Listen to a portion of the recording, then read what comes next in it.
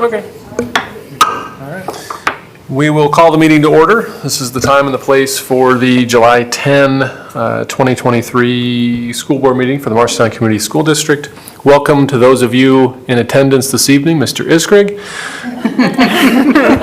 Welcome as well to anybody tuning in on the live stream or who might be watching later on delayed broadcast. We'll do some quick introductions here before we get going too much into the meeting. To my left, we had board members Sarah Faltis and Leah Stanley. To my right, we have Zach Wall and Bonnie Lowry. Also joining me at the center table here, we have Dr. Theron Schutte, the superintendent of schools, and Randy Denham, our board secretary, and I am Sean Heitman. We've got a pink sign-up sheet on the speaker's table for anybody performance, and in accordance with board policy, board members will not respond to your comments so that we can comply with open meeting laws. With those items, would you all please join me in reading the mission statement of the Marshalltown Community School District? We develop learners who have the knowledge, skills, and positive mindset to successfully pursue a meaningful future through personalized learning experiences. And please stand as you're able and join in the Pledge of Allegiance. I pledge allegiance to the flag of the United States of America and to the republic for which it stands, one nation, under God, indivisible, with liberty and justice for all.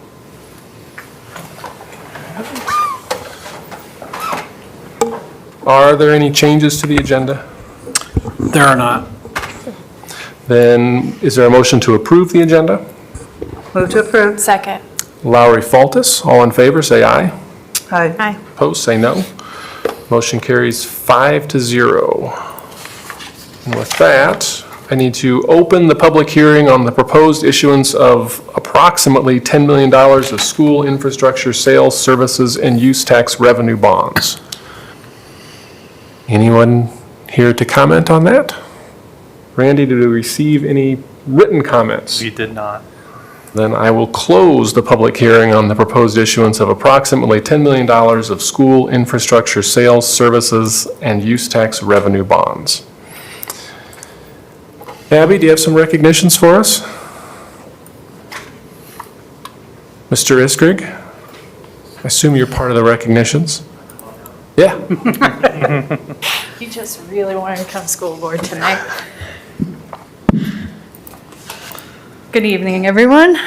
So for tonight for recognitions, it's the golf fundraiser that happened on June 22nd. Over 300 golfers participated in the fundraiser and raised an estimated $28,000. Brought Ryan out here tonight to talk about the successful event and kind of what happened that day. Yeah, thank you. Like Abby said, we raised $28,000 this year. I felt it was very successful. We really start planning for this event in January.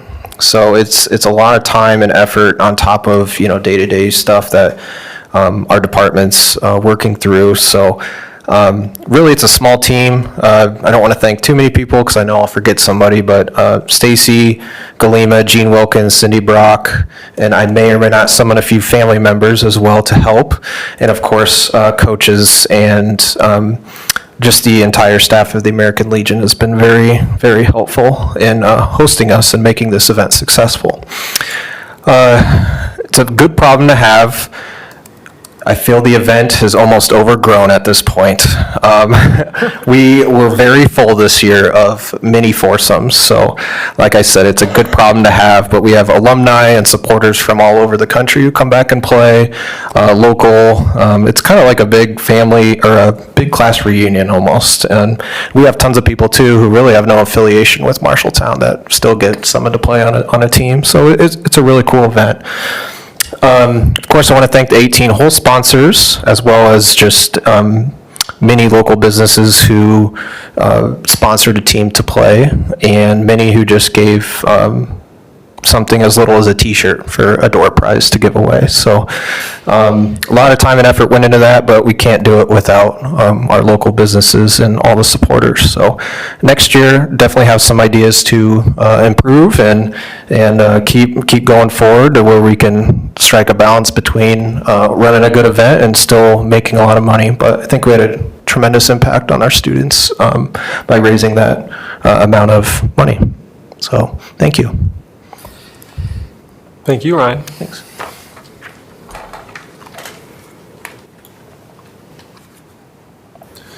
Looking at the consent agenda, we've got minutes from the June 19 board meeting. Dr. Ryan, are there any items of note in personnel?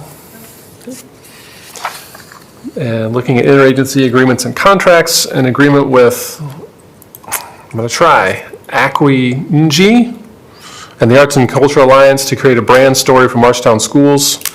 An addendum to the agreement of service with Timberline Billing Service to assign coordination of Medicaid claiming to Timberline. Technical training assistance agreement for certified staff to complete required professional development. A subcontract agreement amendment with Mid-Iowa Community Action for personal responsibility education program for the 22-23 school year. A memorandum of understanding with Northwestern College Department of Education for completing clinical hours effective August 23 and ending June of 24.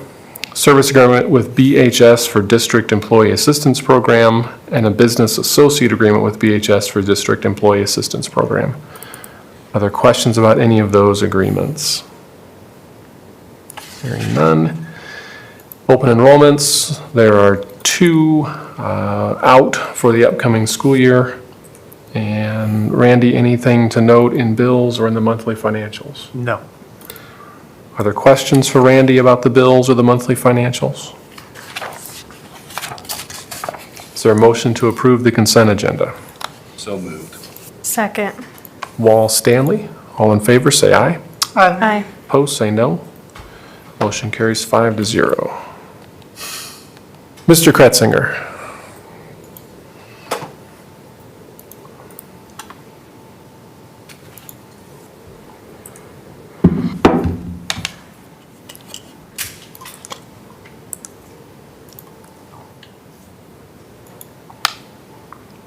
So tonight, wait, let me get to the right one. Had them out of order. Okay. Tonight, I want to talk to you a little bit about dyslexia and an update of what's going on at the state level, and then give you an update also what's going on at the district level.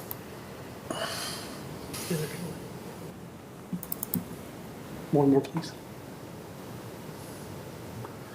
So we're going to begin just doing a review of what has happened at the state level over the last few years. During the 2018 legislative session, dyslexia was a big conversation going on. And so the Department of Ed was tasked to essentially study dyslexia as an educational service in Iowa and come up with recommended findings. In November of 2019, they released a summary called a task force summary, and it talked about kind of holes of services, strengths of services, and recommendations for higher education, the Department of Education, and school districts. One of those steps was for the Iowa Board of Educational Examiners to partner with the Iowa Department of Education, and come together and create essentially a school board to oversee it. And so they brought that board together in 2020 and started trying to figure out what are the requirements of this board, what are the goals and priorities of this board, and what do they expect to do as a timeline in bringing dyslexia more prominently to schools.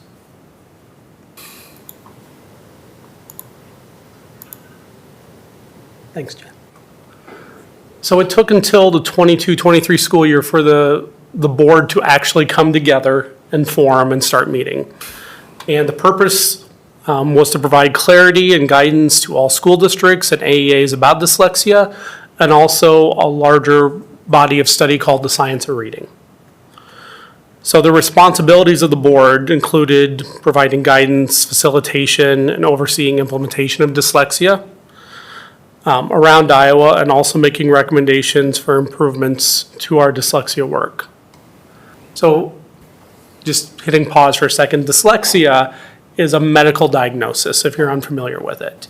Now, under special education law in the federal area, there's 13 categories that you can receive special education services. And specific reading disability, or SLD, is one of those 13 categories, and dyslexia has a small little piece under there. In Iowa, we work differently, so we've never used those 13 categories since the 1980s. So schools haven't talked about dyslexia much. They've kind of left it over here, which is what drove all this task force work. You would, Jen? So here are the members that make up the current Iowa Dyslexia Board.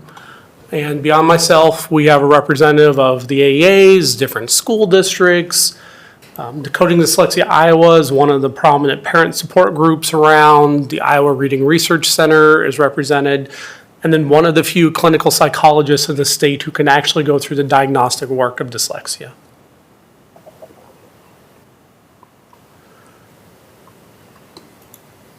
Some of the research out there that's available, roughly 1 in 5 kids either have dyslexia or characteristics of it.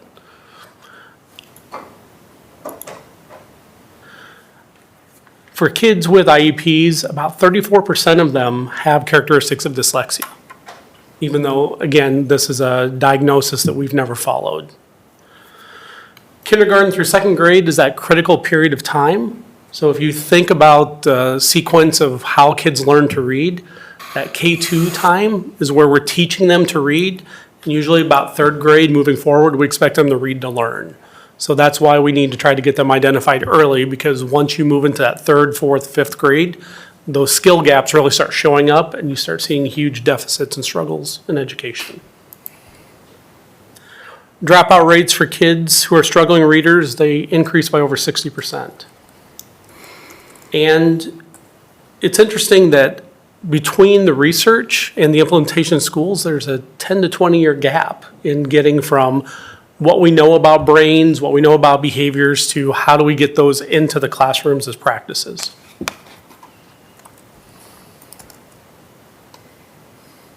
So last year, the board made some progress. They hired a science of reading consultant for the Iowa Department of Ed that focuses only on this work. The board has created and disseminated common definitions to dyslexia across districts and AEAs. Historically, people have used a variety of definitions, and the board landed on using the International Dyslexia Association's common definition and pushed it out as that is how we're going to define characteristics of dyslexia. The Board of Educational Examiners created a dyslexia endorsement, but there is a task process to go through for a higher education institute to be able to offer that to teachers. There's 2 of them in the state of Iowa who have passed that vetting process and are able to do that. Grandview University is one of them, and the Iowa Reading Research Center, in partnership with the University of Iowa, is the other one. All the other places that people can maybe go online or go out of state to, they haven't completed that vetting process. And one of the big challenges of that, being one of the people who does the review, when you talk about dyslexia or characteristics of it, it's about teaching kids differently. And a lot of these institutions, they will teach a teacher to run a curriculum program, which is very different than actually learning how to instruct kids. So if you go through this approval process and get signed off by the board, it means that you don't need a curriculum to teach kids well. You understand how they read and how their brain develops. So that's a big difference Iowa's trying to do compared to a lot of places. They're not promoting curriculum.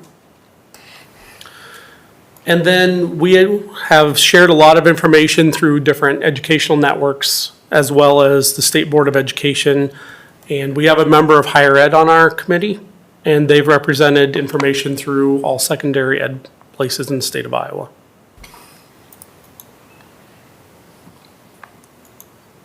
More importantly, professional learning is the biggest thing. So we have worked with the Iowa Reading Research Center, and the reason we work with the IRC so much is that they've been receiving federal and state funding to create and promote programs around this. So they have the personnel and the money to do the work. We just had to help them define what that work is. So any educator, for no cost, can go on to their website and take, there's first this online module that's kind of an overview. It's about an hour long. I'll talk about it here in a minute as a requirement. And then there are deeper pieces to the science of reading that have come out that will take anywhere from 16 to 60 hours of work online for people.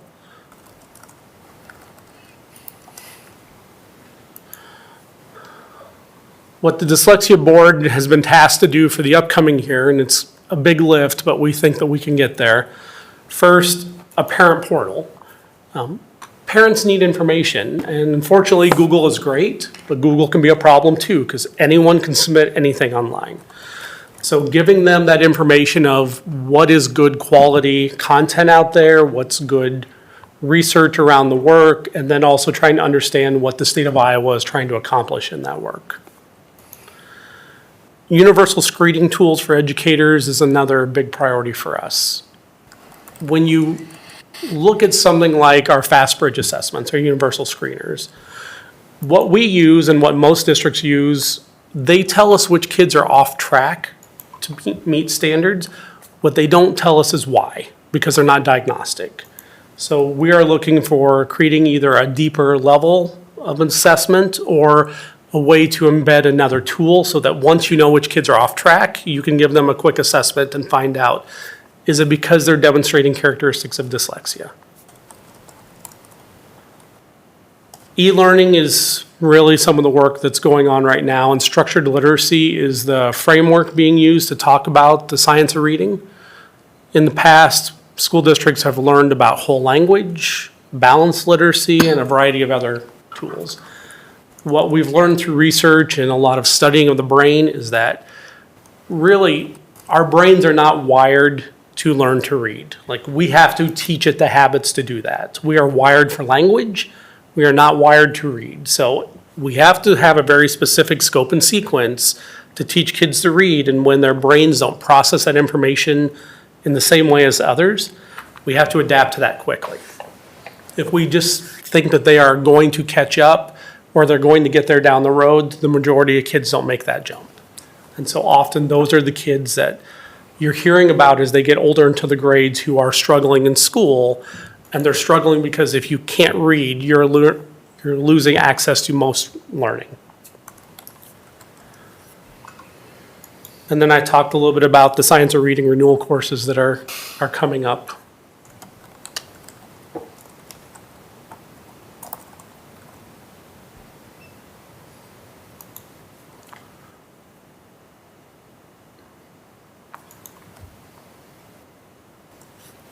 Jen, can you jump forward, please?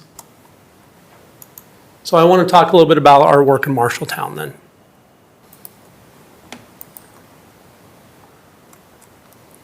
So what the state board has asked is by the end of this school year, that 1 hour online module that does an overview of dyslexia, that is the expectation for every school district in the state. We're focused on doing that. We've built that into pre-service professional learning for all of our educators and administrators. So we're going to ensure that they have that overview to start the year.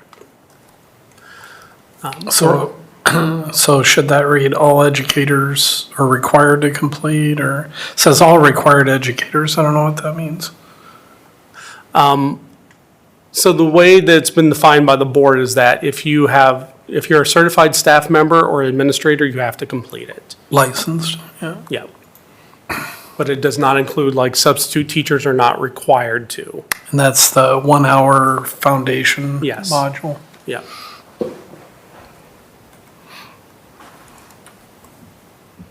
We're also trying to make sure that we are aligning our professional development and our learning practices to what the research says. So here are just some opportunities listed. Decoding Dyslexia Iowa, which is that parent organization, works very closely every year with the Department of Ed to do a 2-day conference in the Ankeny area.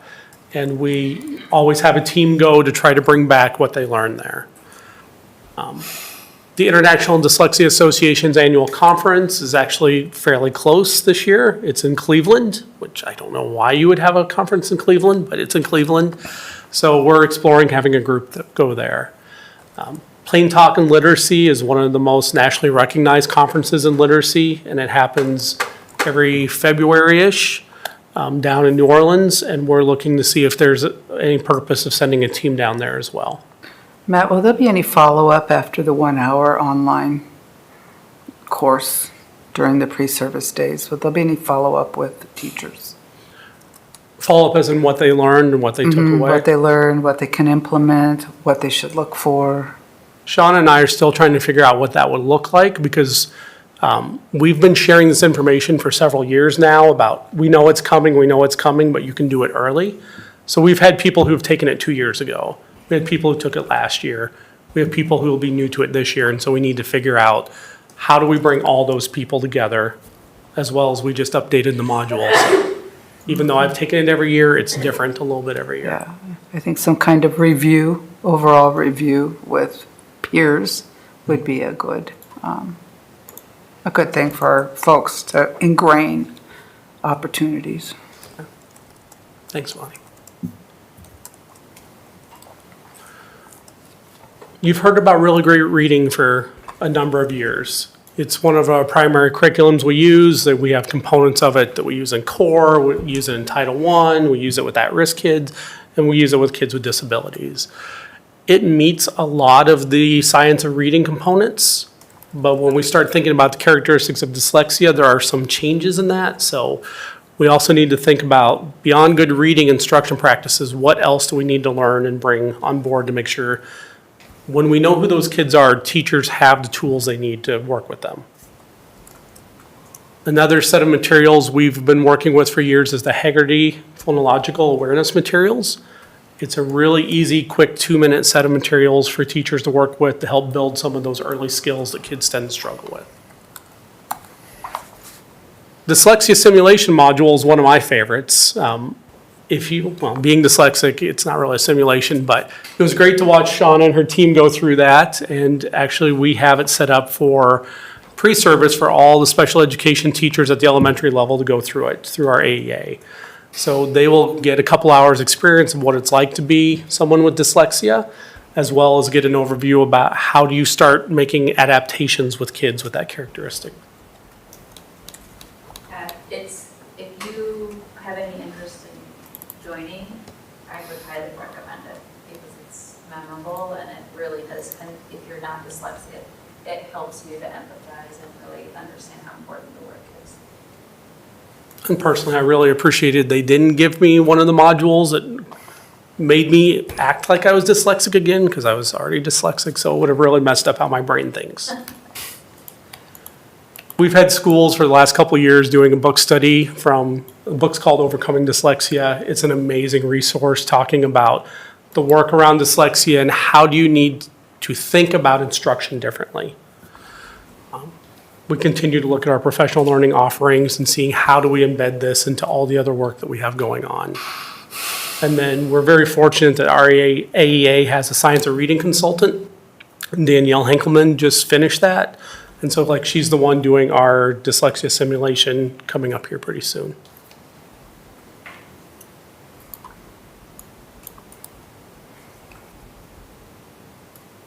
A big part of this is sitting and waiting on the board. So usually, if you work with the Iowa Department of Education, they've never been a very prescriptive organization.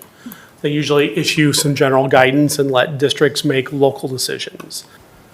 Interestingly enough, this board has been tasked to do differently. So we have asked districts to hit pause on all their creative thinking until they get guidance, because we want to ensure that everyone is moving forward with a common understanding, a common set of tools. We don't want to go down the path of people starting to do things over here and then having to redirect them, because that creates more miscommunication, more difficulty in just teachers and their practices.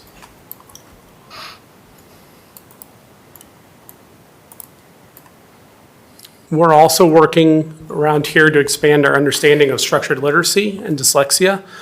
Luckily enough, we've been doing this work for a while now. People understand the components of reading and how they layer onto each other to get to someone who can read for meaning, which we call comprehension. We're looking at adopting a universal screening process for dyslexia when that's shared out. We are starting to have conversations about how do we really focus on that K2 grade level area, because we want to make sure that we catch the learners early and we don't have to try to play catch up because we're catching them too late. And then we are talking about, during our curriculum adoption processes, the science of reading and really what is the research that comes into that umbrella.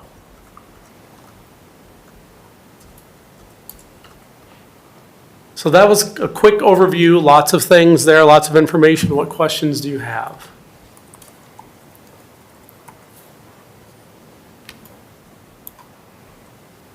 I don't really have any questions. Will the majority of this work then be at the elementary level?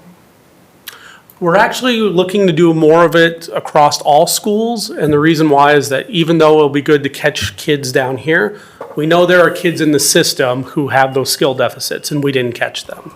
So we feel an obligation to try to support them the best we can, even though they're in the upper grades. Our hope is that we, over time, will be able to move that work further and further down once we're starting to catch them early like intended.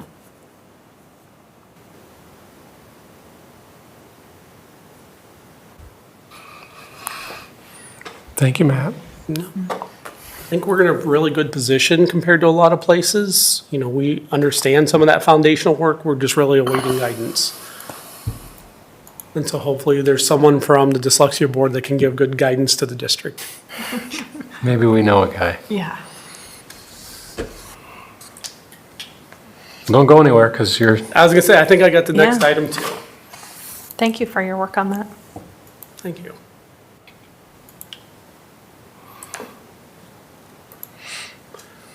So the next topic is the special ed service delivery plan. All school districts in the state of Iowa are required to have a plan that talks about these main elements in special education. What is that continuum of service from most restrictive to least restrictive? How will we decide how many kids a teacher works with, and which we call a roster? How will we respond if a teacher feels that their roster is too large? And then what is a process for them to go through if they would like a caseload review of their work? We've spent over 2 years, and you can see just looking through this document, lots of people. We had some parents, we had some gen ed teachers, AEA, special ed teachers. This was all driven by them. My job was essentially to be a facilitator and to bring them together and say, here are the rules we're asked to work through, and then spend time as a committee putting those components together. So as we worked through it, everything you see here was designed by teachers and parents, and they feel that this does fit well with the work that we have in front of us, even considering we're not at maximum capacity for our caseloads at this point. Some highlights of this, once a year before school starts, I will go through all the kids that we have enrolled, looking at all their IEPs and looking at the teachers that they're assigned to, and then deciding if caseloads are balanced or not. If they're not, I will work with their building principals to figure out, is there a way we can better balance rosters?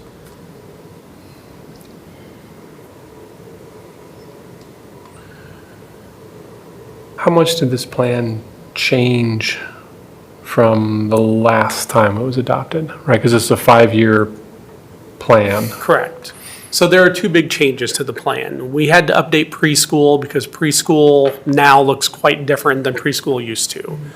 We have different community partners, we have some different rules that we're working with, and our teaching staff looks a little bit different and has some different learning in some of those kind of co-teaching type models. The other thing that's changed quite a bit is the rubric teachers decided that I need to use to decide caseloads.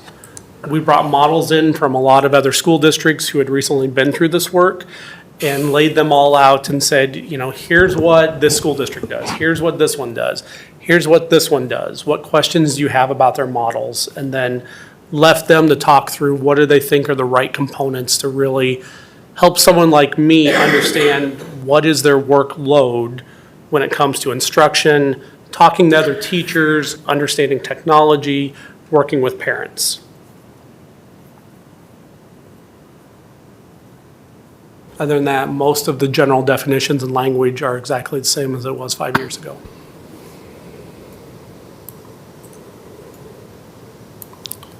You guys have any questions about? Within the document, when you were going through the rubric, is there a certain number of points that you're looking for on a caseload? I believe I'm it's, trying to find that. I believe it's listed in here.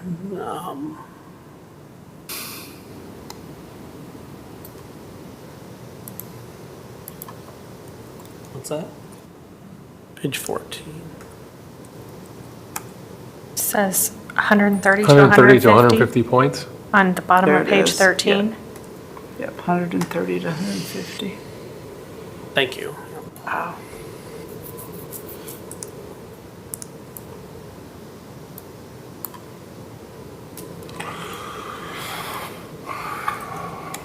Any other questions?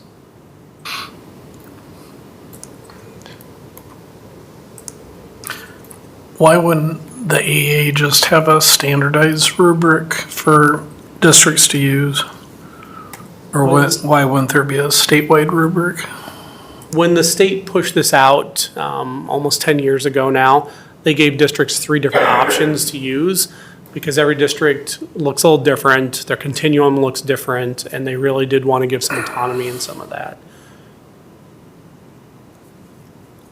So the rubric you see here was one of the 3 options. They've changed a little bit of the wording in the boxes, but it was a standard built caseload determination worksheet. From what I understand, the state did not feel that, essentially like Marshalltown and West Marshall would look the same, so we should be able to have some options between how are we going to determine caseloads.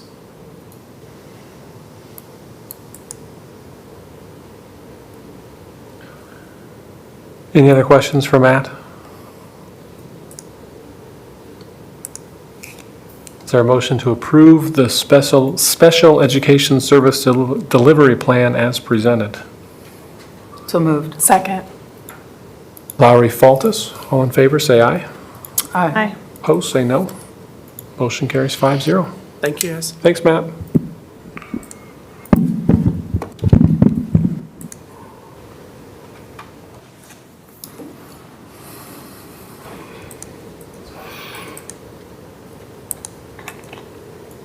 Okay.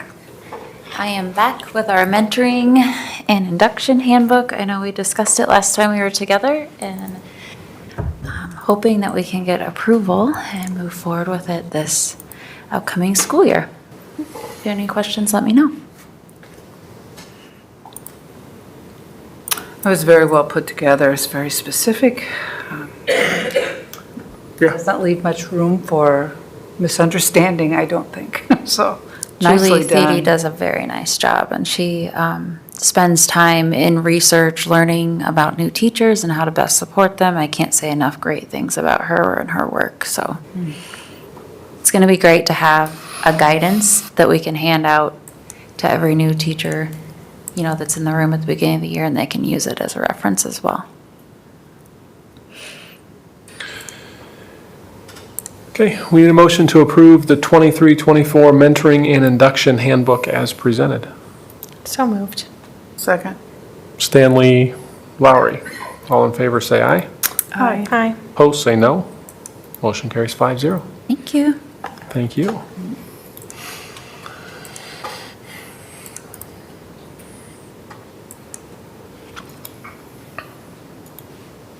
Hi, Lynn. Hello.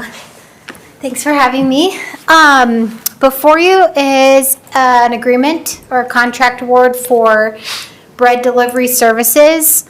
The nutrition department is recommending to approve the contract for bread delivery.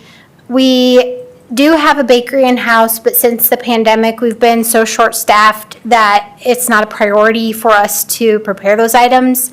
We have kind of repurposed staff to do the work of feeding students and preparing entrees and sides and things like that, because we do have the availability to us of purchasing bread products.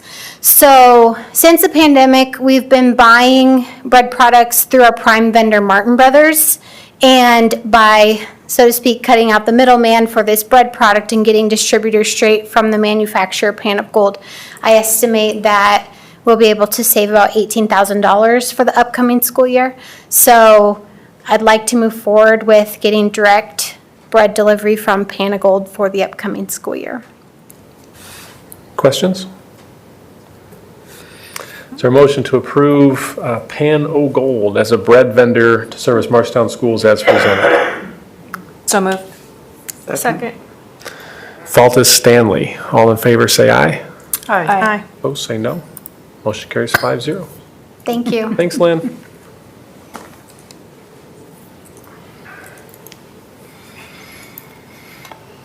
You want to talk about this one, Randy? Yeah, I can talk about this one. Next item is the contract recommendation renewal for Dr. Shruti. As discussed previously, looking to offer Dr. Shruti a contract commencing July 1, 23 through June 30th of 2025 as an amendment to his current contract, and also offering a 4.25% salary increase in alignment with what was given to certified staff. Questions? We need a motion to approve a 4.25% salary increase on a 2-year contract beginning July 1, 23, ending June 30, 25, as presented. Move to approve. Second. Lowry, Wall, all in favor, say aye. Aye. Aye. Opposed, say no. Motion carries 5-0. It continues to be an honor and privilege to serve the district. I greatly appreciate that and your faith in me, and looking forward to the challenging work in the coming year. You want to talk about Alliant You're up Energy? next. Yes. I mean, I guess I feel like the contract itself was our way of expressing how much we enjoy having you here, so. Well, we're back before you again, wanting to set a public hearing for the August 7th board meeting with full intentions of hopefully having a mutually agreeable lease agreement with Alliant at that time. In our most recent conversations with Alliant and with our attorney, they, I think, feel that we should have that hopefully accomplished by the end of this week, so. Any questions? If not, is there a motion to approve a resolution setting the date for a public hearing on the proposed lease agreement with Interstate Light and Power Company for August 7, 2023 at 5 p.m. as presented? So moved. Second. Lowry, Faltis, all in favor, say aye. Aye. Opposed, say no. Motion carries 5-0. The next item is seeking approval from the board to move forward on a construction management service agreement with Boyd Jones for future work at Miller Middle School.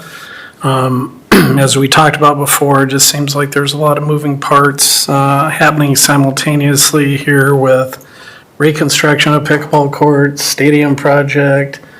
We just had another meeting today. We're about 33% into the preliminary design and cost estimates for the CTE, science, and HVAC project. We're holding out hope that we'll get some good news here yet this summer relative to the Tornado Safe Team Room project. And then we have this the work at Miller Middle School as it approaches its 100th anniversary in 2025.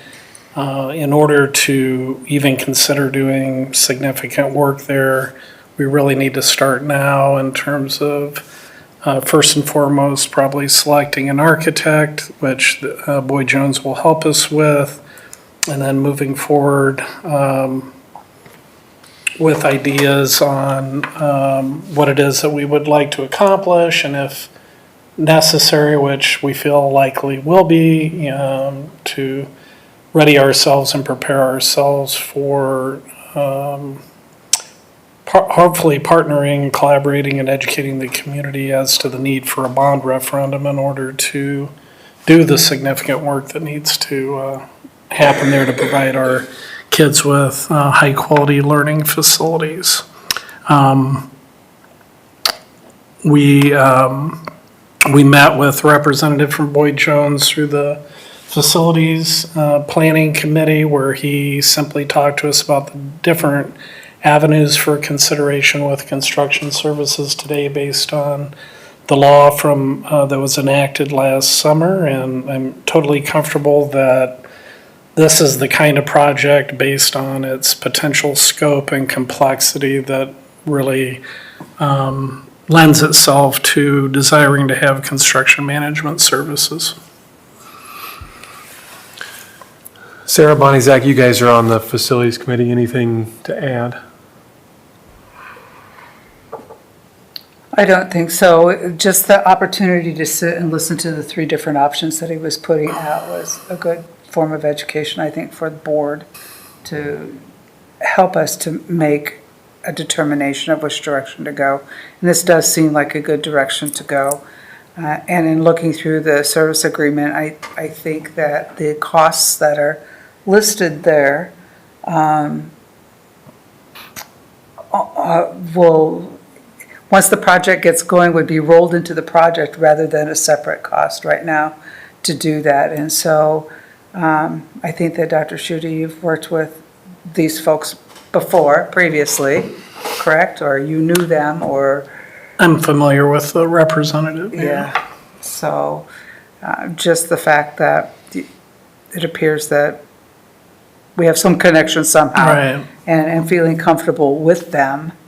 And the fact that this cost, this preliminary work, will not be an additional cost if we happen to go with them as our contractor also, and moving down, or our manager. They call them managers, or superintendent, or whatever, of the project. Yeah, construction manager. Construction Yeah, manager. and one of the things that'll be key is that short of having construction management, there's a lot of additional services that are built into the architects Okay. contract. And so, as I've shared with him, one thing that we'll have to be laser focused on, or they will need to be laser focused on, making sure there's no duplication of service and or costs. Because if they do their job well, it should save us money versus costing us more money to employ their services. And it's my understanding that they remain intimately involved in the construction process all the way through. So it's not like they just dipstick and check in every now and then. They're definitely involved in the process.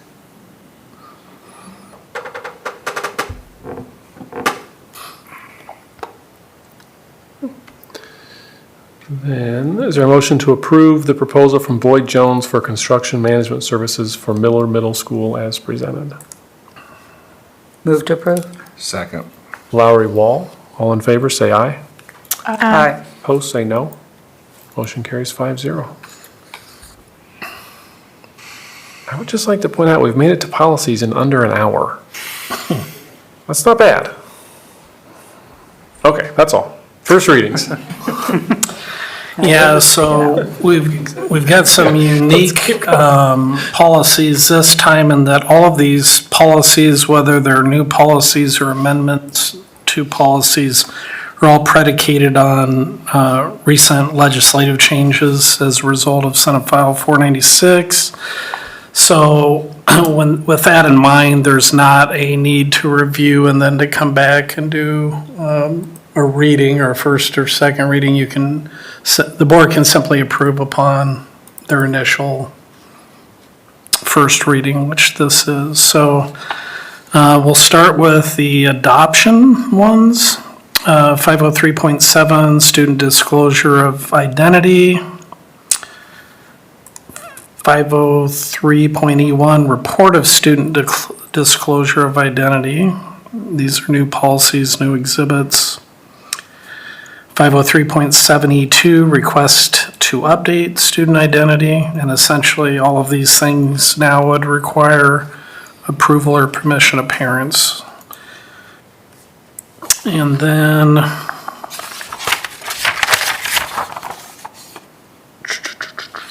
we've got 603.5E5, request to prohibit a student from accessing specific instructional library materials. That'd be a new exhibit. And then we do have one policy that is returning from being reviewed at the last meeting, and that was one that Stacy Toole Crawford has reviewed and recommended, 804.9 stock Narcan supply, which is a new policy. So I would recommend approval of those new policies.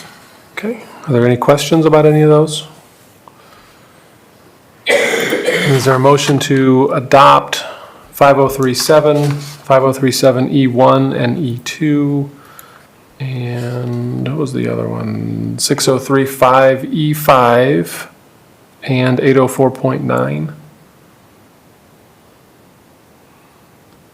So moved. Second. Faltus Lowry, all in favor, say aye. Aye. Opposed, say no.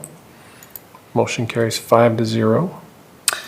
Then as far as amendments go to existing policies, 505.4 testing program, there's an amendment that speaks for the need to seek parent permission when giving any type of survey related to the student's social emotional competencies. And then 505.5 graduation requirements, where now the recently added requirement of financial literacy has been removed as a requirement.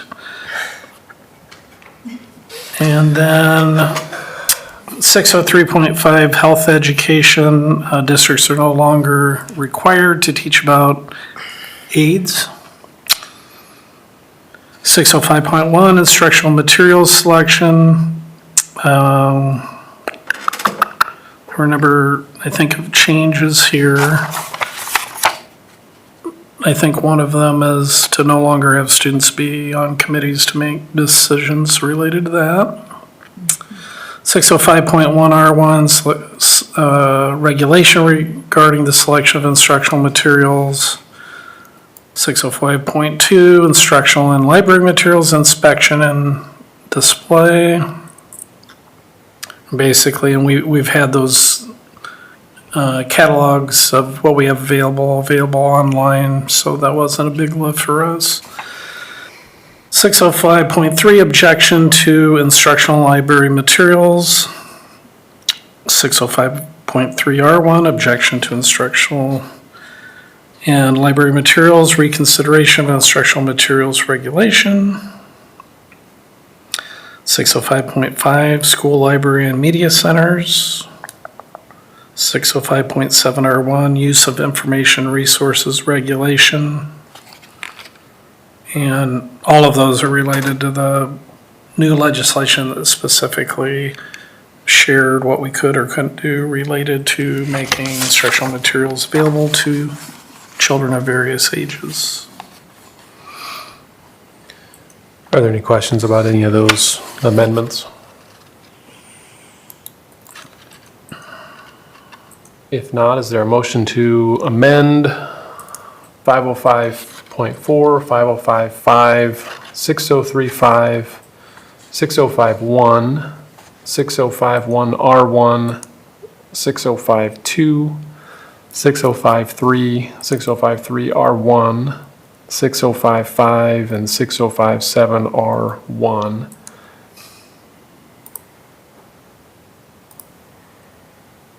So moved. Second. Lowry, Faltus, all in favor, say aye. Aye. Opposed, say no.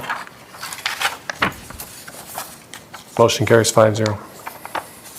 Sarah? Okay, I'll be quick.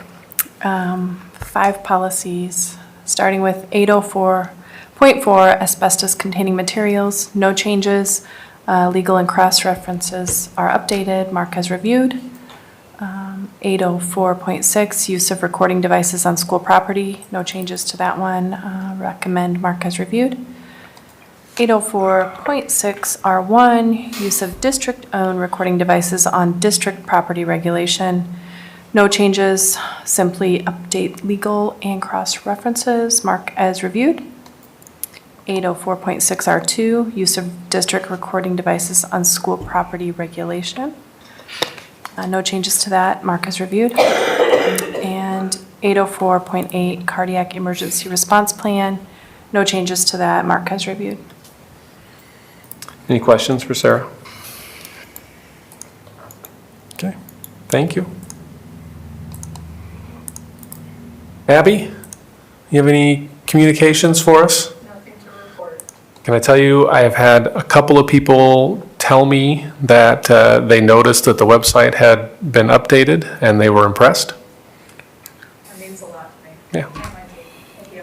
Yep. What do you mean you have nothing to report? That's the biggest news. I did it. No. You pull it up. Here it comes. This might be like Here it comes.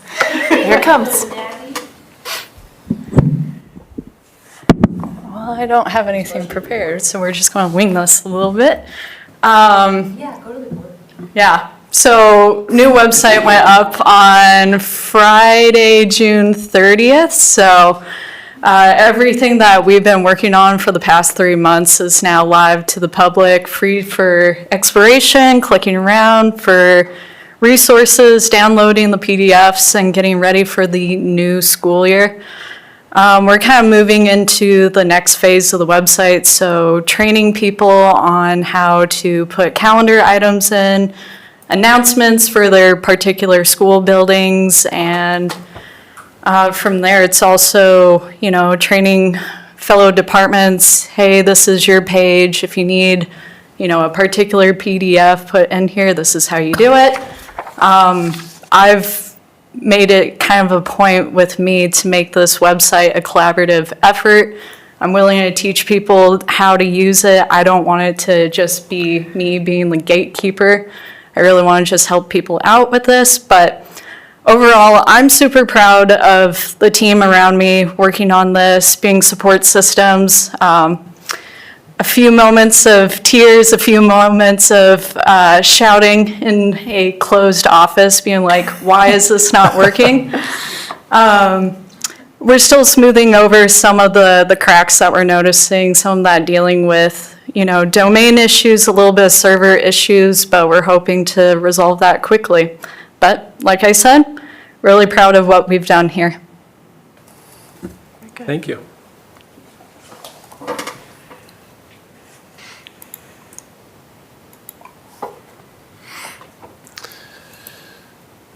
Looking at reminders, I have initial review policies for the August 7th meeting, and that's our next board meeting, so you've got a few weeks off. Enjoy your time away. I don't think there are any committee reports, no committees meeting.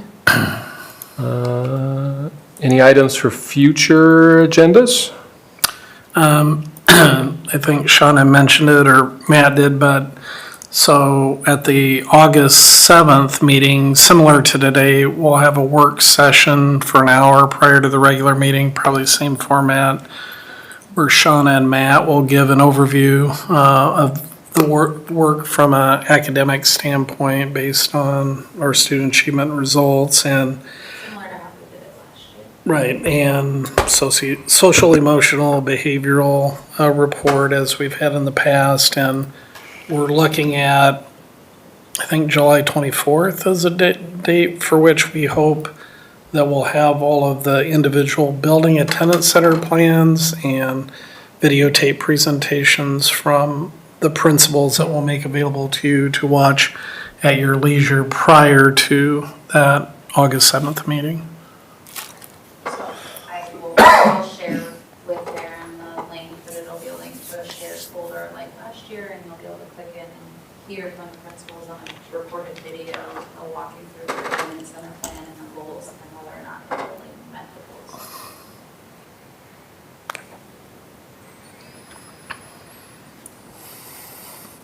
Well, what have we done this evening to improve education for the students in Marshalltown?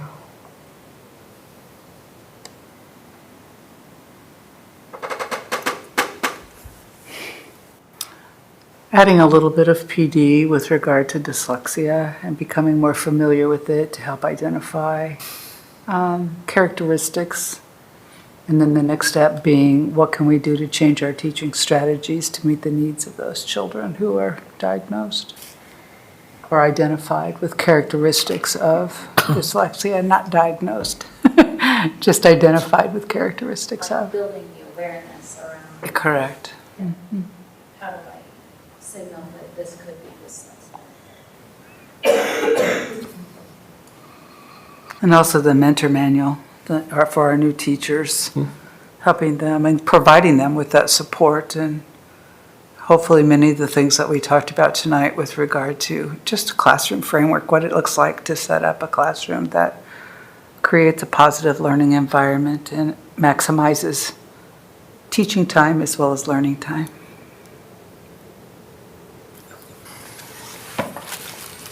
I think the behavior conversation in the work session, I mean, just, and having that with the administrators today and just starting further conversations around what are we going to do differently around student behavior and the teaching supports that we need for our staff and the students in the district around that topic. Well, like she said, right, I mean, if there's a disconnect between this is an important thing and we're not really doing anything, then some of that starts here too, right? I mean, it's got to be something that we say is important and is a priority, so that's good to start. It'll be interesting on August 7th when we do look at building plans, if behavior is included in the strategic plans for buildings. If not, we might need to take a peek to see what our next steps would be to help embed that kind of language into strategic plans for each building. Yeah, and making sure that it's embedded in the new strategic plan for, that we're going to approve As the district, correct? is important in that too. I like how one of the slides she had, we talk about the things we're doing, not the outcomes we expect from the things we do. And if you look at previous plans, they really will show that, I think, that, well, here are all the tools we use, not here are the outcomes we're expecting from the tools we use. And I think that's a good distinction that we need to watch for when those plans do come out.